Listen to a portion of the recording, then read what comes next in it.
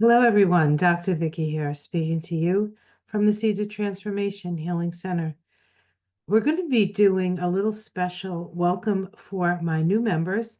This is just for the members, and we're going to look at the year 2025 from a little bit of a numerological, astrological, and Kabbalistic perspective. It's a little different than what I've done before, so I hope you enjoy it. This is my little gift to you. And there's more to come of this stuff. So let's get started.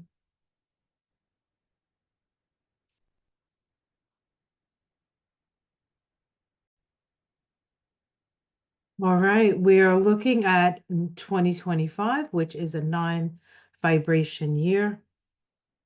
And I'm calling it Shining Your Light in the Darkness, just as the Hermit does, because this is a year of wisdom and healing. Wisdom and healing. All right. So as we look at this and we look at the tree of life, the hermit is the light in the darkness. He lights the way for all seekers. He is a guide. He is the guide, but conveys the message that each one walks the path alone. Creation, preservation, and transformation are the 3 points which define the divine circle of eternal movement. The power of the 9 is extraordinary wisdom. On this path, the love of goodness is awakened in the hero. And so this is a year where the goodness in all of us can be awakened, and we can all be the heroes of our own lives, to act courageously and compassionately based on wisdom and experience. This is a wisdom vibration. The path is right here on the tree of life, connecting the Sephiroth Hesed to the Sephiroth Tiphareth. Tiphareth is beauty, Hesed is mercy, the mercy of beauty, the beauty of mercy. Don't you think we could certainly use some mercy? Mercy me. It is connected to the sign of Virgo. This path is a Virgo path. And the interesting thing about that is that this will be an important year for those people born with Pluto in Virgo. That would be, I first have seen Pluto in Virgo in the end of 1956, but the end of the 50s to the beginning of the 70s and all of the 60s, Pluto in Virgo. All right. This is called the 20th path, the intelligence of will. It is the knowledge that you create your own world within your own hand.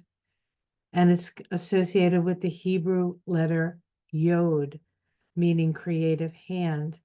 The Yod is a flame, and all of Hebrew is made up of Yod, so all little flames. But this is the spirit in the Yad Hau Vehau in the Tetragrammaton. The Yod is spirit. It is fire. It is fire from the sky.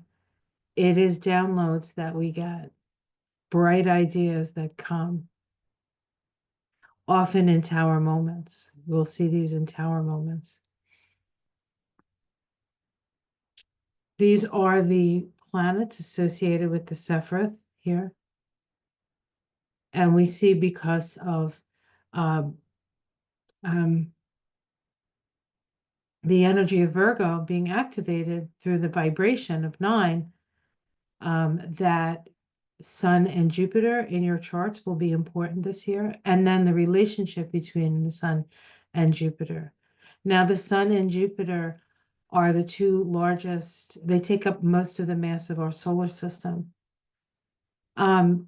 Of course, Jupiter is going to be in, and we're going to look at this in a little bit. Jupiter is changing signs this year, and the Sun changes signs every month. So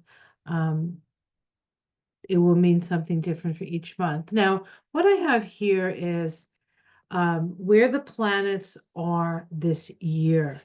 And I have, it's a little bit of a code here, but the Mercury's here, these are Mercury. There's a Mercury here, there's two Mercuries here, and then there are two Mercuries here. These are the Mercury retrogrades that are happening this year. We'll talk about them. One of them is completely in fire, but two of them are in start in fire and back into water. Start in fire and back into water. So there's this water fire element going on. We also have the nodes of the moon shifting at the beginning of the year. In January, actually, the nodes have been moving with the north node in Aries and the south node in Libra. In January, the north node ingresses into Pisces, and the south node, of course, follows by moving into Virgo. And so the axis has changed. Okay, I mean, the signs have changed. And so we also have Saturn, which starts the year in Pisces and dips its foot into Aries, but then steps back into Pisces. We also have the same thing happen with Neptune, which goes from Pisces to Aries and then backs into Pisces. Neptune and Saturn are moving together at this time. And so, but they are both sort of the line between Pisces and Aries is the line between cosmic consciousness, amniotic fluid kind of life into the world. Aries is in a way a little bit of a rude awakening for people when we incarnate, but it's also indicative of a shift in consciousness. What I've done is I've put the planets that are doing things specifically um, in the color of the element. So if you see blue, it's water. If you see red, it's fire. If you see yellow, it's air. And if you see green, it's earth. And if you notice, there's not a whole lot of earth, not a whole lot of earth in the now, of course, this is just major themes, right? So we have a lot of water and fire. Fire and water are initiations. It's a spiritual initiation. Humanity is going through a spiritual initiation. We are being required to move into a higher vibrational state. And there's a lot of chaos. This is the energy of 2025. 2025 is a nine vibration. The nine vibration is separating the wheat from the chaff. And so when you separate the wheat from the chaff, you decide what's of worth that you're going to keep and nurture for the next cycle and what you're going to release. And we have these ingresses, including Venus, which has a retrograde cycle in 2025, and a Venus star point in Aries. We'll talk about it. But she also is the line between Pisces and Aries. And so this is an ending and a new beginning, but we're going to be in this energy for a while. 2025 is the shift and the change. And then as the 2026 and then 2027, the North Node will still be in Pisces. So the direction of our destiny is one of letting go and letting God, one of um, um, going with the flow. Um, a lot of imagination, but also a lot of dissolution. But this is because we are starting a whole new awareness. The old has to go away. The old has to dissolve away. So we have room for the new, and the new. And we say, oh no, well, how are we going to know where to go? We're the light, guys. We're the light. We're the hermit holding the lamp. It's our personal, each and every one of us, our personal experiences, being the best person we can be, visualizing the future we want to create while allowing for the release and the let go. All right. Let's talk about the planets. So Pluto in 2025 is in Aquarius, period, end of story. First year, Pluto will be in Aquarius exclusively. First year in, oh, I don't know, 200 and 1700s, the late 1700s, 1770s. Um, the year starts with Pluto at 2 degrees of Aquarius. Of course, Pluto just turned direct November 19th, 2024, shortly after the election, and has been in Pluto has been in Aquarius now since then, and will spend the next 19 years in Aquarius. But the 2 degree of Aquarius mark, Sabian symbol, an unexpected thunderstorm, submission to unforeseen and uncontrollable forces. Unforeseen and uncontrollable forces. Very interesting image as we start the year. Pluto does station retrograde on March 4th at 4 degrees of Aquarius, so it goes as far as 4 degrees of Aquarius this year. A Hindu healer, spiritual focus, healing yourself of imbalances. So as Pluto stations retrograde, moving on May 4th, and the vibration of that day is actually the moon vibration, right? The moon card in the tarot.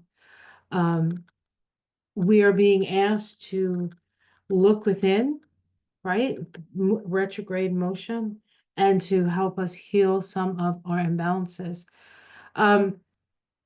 As I look at the year ahead, I think the most challenging in a disruptive way is the beginning of the year, and towards the second part of the year, things get a different. The energy isn't quite as um,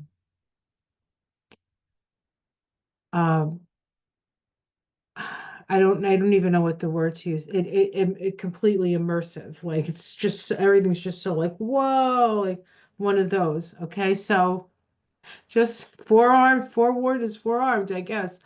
Um, Although this is not something you can fight, so you have to um, um, have faith and apply yourself in where you do have some influence.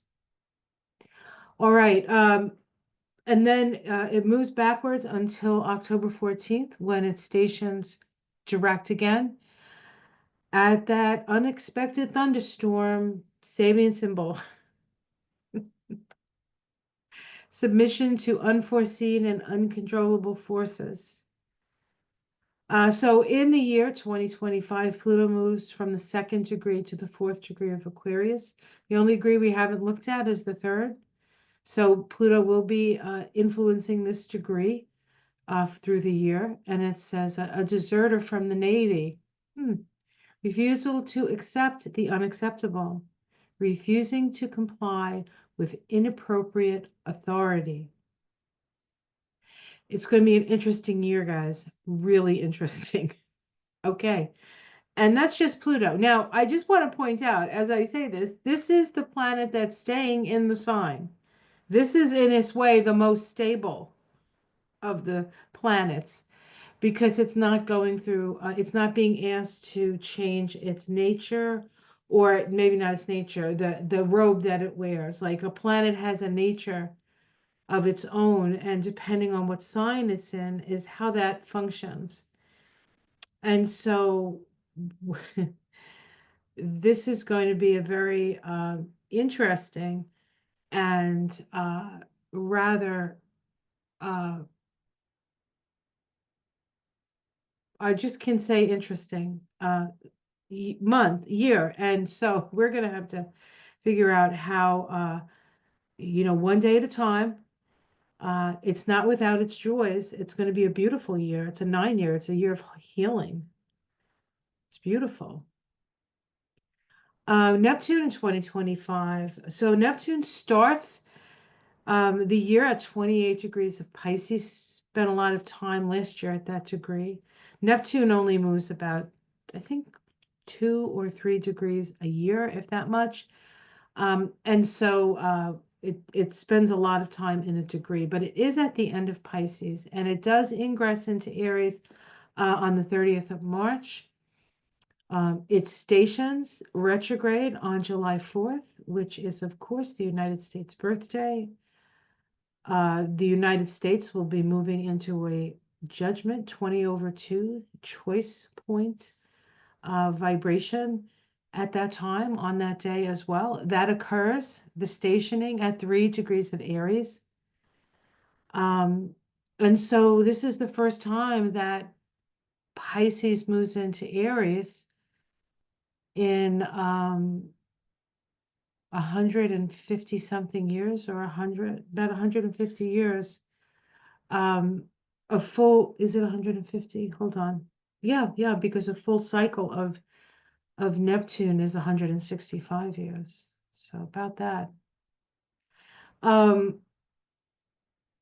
It re-enters Pisces on October 22nd of 2025, stationing direct at the last degree of Pisces on December 10th, and re-entering Aries January 26, 2026. And there it stays in Aries after that, I believe. I I believe. I could be wrong, but I believe that's true. Um, so Uranus, another planet that's changing signs. So far, Pluto stays. Neptune is changing signs. Now we look at Uranus, which is also changing signs. Now, while Neptune is going from water to fire and then back into water, so we're talking about the spiritual part, the spiritual initiation part. Uranus is going from Earth, Taurus, into air. And Uranus is considered the higher octave of Mercury, and Gemini is a Mercury rule sign. So the energy of a Uranus in air in its way is easier to deal with than it has been with Uranus in Taurus. And Uranus in Taurus has been in Taurus, I think, since 2018. And so the earth has been shaking this whole time. Taurus is our values. It's our sense of security. It's our sense of feet on the ground. And Uranus, the planet of awakening, has been pounding through for years now. And this is the first time where, in about 6 years, maybe 7 years, that that Uranus gets a different element to work with. And I think it's going to be a lot of brilliant ideas coming through that energy. So Uranus starts the year at 24 degrees of Taurus, retrograde. So it starts, as the year starts, it's moving backwards, but it stations on the 30th of January. So it's only retrograde for about a month, and turns direct at 24 degrees of Taurus. So it's pretty much at the same degree for the whole of January. And then at the end of January, it sort of gets a little, whew, I've been sitting there. Now it gets that push forward. 24 degrees of Taurus, an Indian warrior riding fiercely, human scalps hanging from his belt. This is a story of channeled aggression.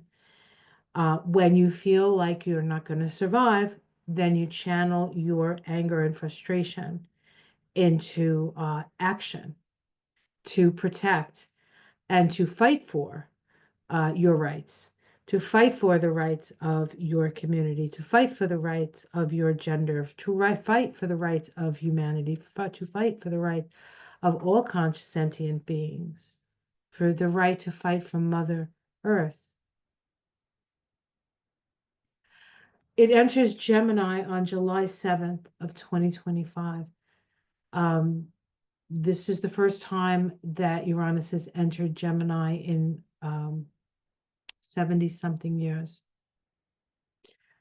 It stations retrograde on September 6th at 2 degrees of Gemini, so it moves as far forward as only 2 degrees in Gemini.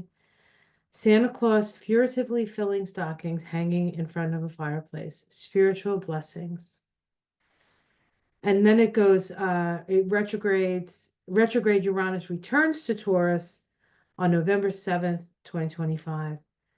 And as it leaves on December 31st, it is, let's see, at 27, so 28 degrees of Taurus. 28 degrees of Taurus. All right. Let's continue. Saturn, next planet.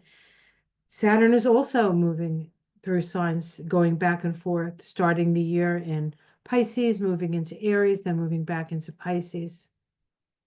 Saturn starts the year at 15 of Pisces, so halfway through Pisces, and ingresses into Aries May 26th of 2025. It moves forward in Aries until July 13th when it stations retrograde at 2 degrees of Aries. So again, 2 degrees, not going in very far, and re-enters Pisces on September 1st, 2025. It stations direct on November 28th of 2025 at 26 degrees of Pisces and ending the year at 27 degrees of Pisces. So we have that little bit of a taste of Saturn moving into Aries. Saturn in Pisces can be a spiritual mission, but it's also a time of dissolution of structures.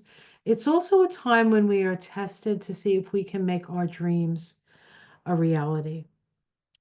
And if you've been endeavoring to make your dreams a reality, if you've been working hard to make your dreams a reality, then once Saturn moves into Aries along with Neptune, you can make your dreams reality in an even realer way, if that's even a word.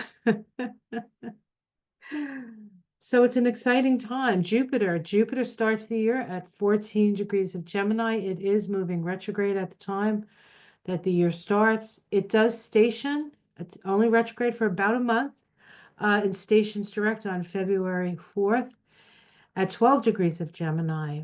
A conversation by telepathy, transcendent connection. Very interesting symbol for 12 degrees of Gemini. So then it moves quickly through Gemini and ingresses into Cancer on June 9th, 2025. Jupiter and Gemini, it can be a lot of information, a lot of talking, a lot of, just a lot, like, right? So, but Jupiter in Cancer is a much nicer energy. It's like self-care, nurturance. And so I think this is part of the intensity of the beginning of the year that I was talking about, as opposed to later in the year. That's when um, Jupiter moves into Cancer. And Jupiter is considered exalted in Cancer. And so, it's good, but it's really good because it's Cancer and it's Jupiter. It stations retrograde on the 1111 portal at 26 degrees of Cancer, guest reading in the library of a luxurious home, and leaves 2025 at 22 degrees of Cancer, still moving retrograde, but in Cancer for about a year, actually. Okay. Mars. Now we start the year with Mars retrograde. Mars went retrograde on the 6th of December at 7 degrees of Leo. And so it starts the year retrograde at about 2 degrees of Leo. Sabian symbols start the month with that, right? An epidemic of mumps, understanding that small events have wide implications. And I like, it could be small events have wide implications, and it could be an infection, there could be something like that, right? But no matter how small the action, as long as you're moving it in the right direction, right, then you don't know what each action's going to mean. And at a certain point, it doesn't matter if you know what each action means, because ultimately, what you focus on becomes your reality, um, to a greater or lesser extent. Sometimes there is outer things um, that do sort of um, delay things or the like. But the more people that understand this, understand the magic that we have within our minds and our hearts, we're here to create. We're on planet Earth to experience manifestation and creation. Um, and so we do create. We might as well create what we want instead of what we don't want. Um, so Mars re-enters Cancer on January 6th. Yes, January 6th. It's a little bit of a kind of day. That day happens to be a tower day, so let's just keep that in mind, January 6th.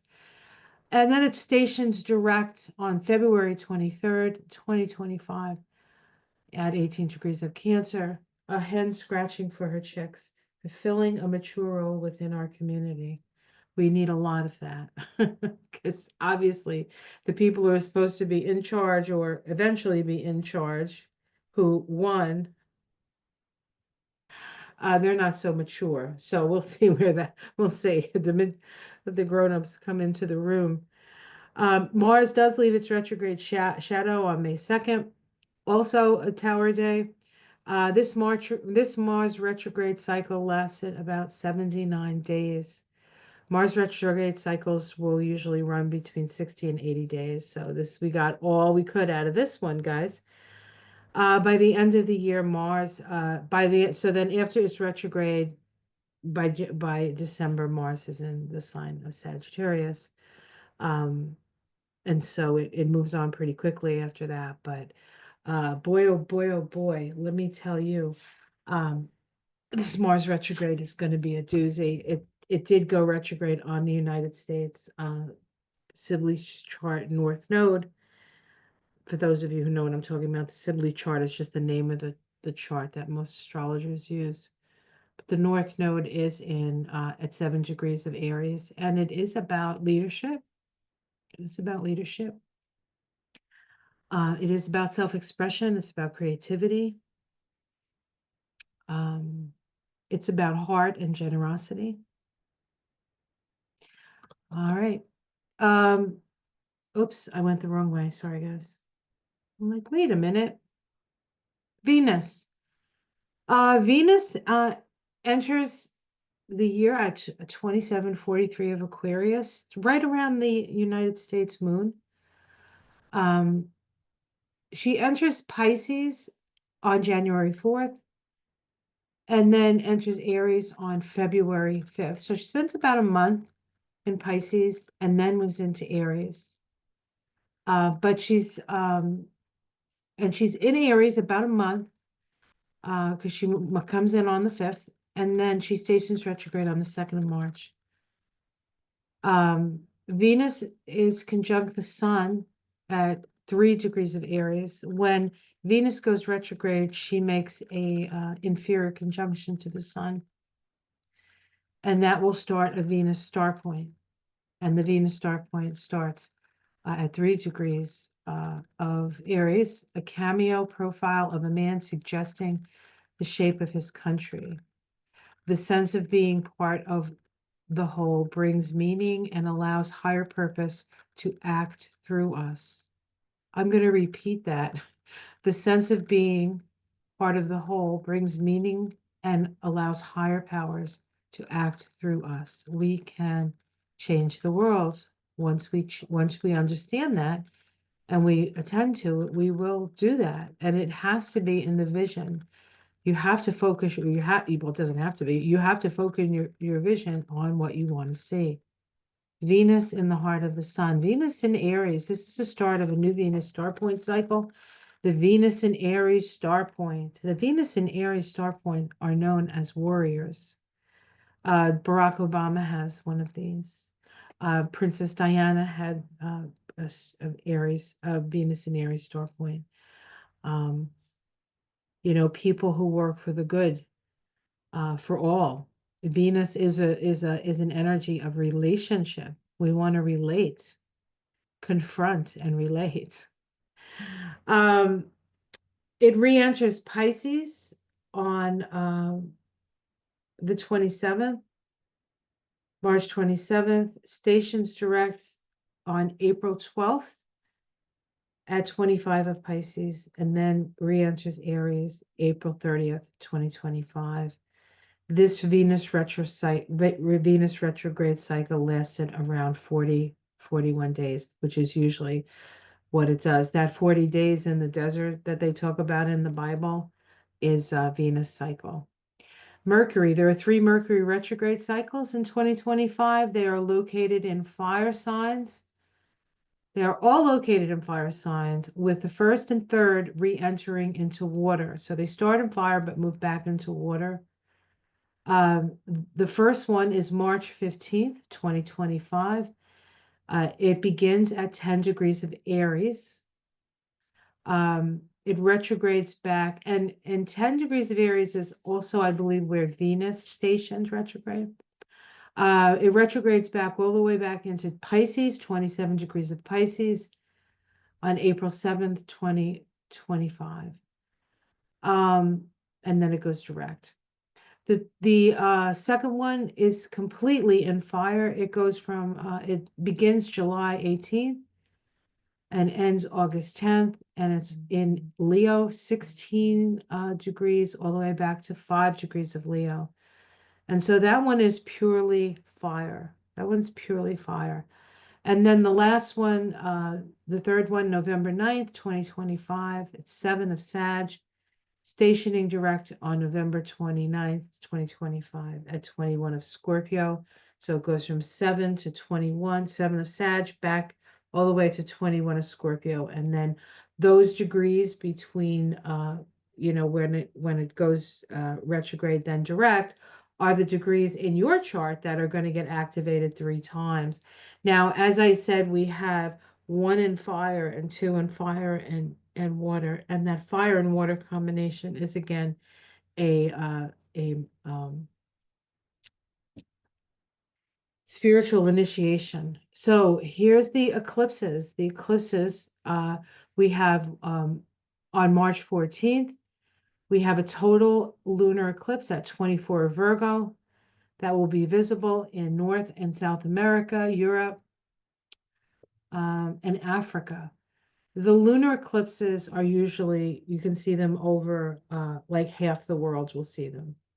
Okay, the half that's in the darkness, that's in the night. On March 29th, we have the second of this eclipse pair. It's a partial solar eclipse at 9 degrees of Aries that will be visible in Europe, Asia, Africa, North America, South America, the Atlantic Ocean, and the Arctic Ocean. So that's the first set of eclipses. Those eclipses are north node eclipses, and so it's about moving into the unknown future. And then in September starts the south node eclipses, and this is more about letting go. And it's going to be letting go on the side of Virgo, right? So what criticisms maybe we need to let go of?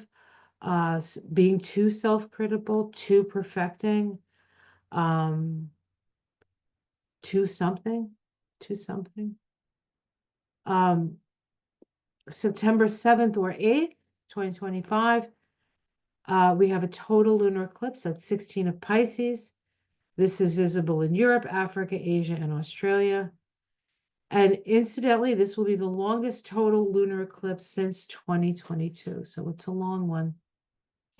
And then September 21st, 2025, we have a partial solar at 30 degrees of Virgo, which will be visible in New Zealand and Antarctica.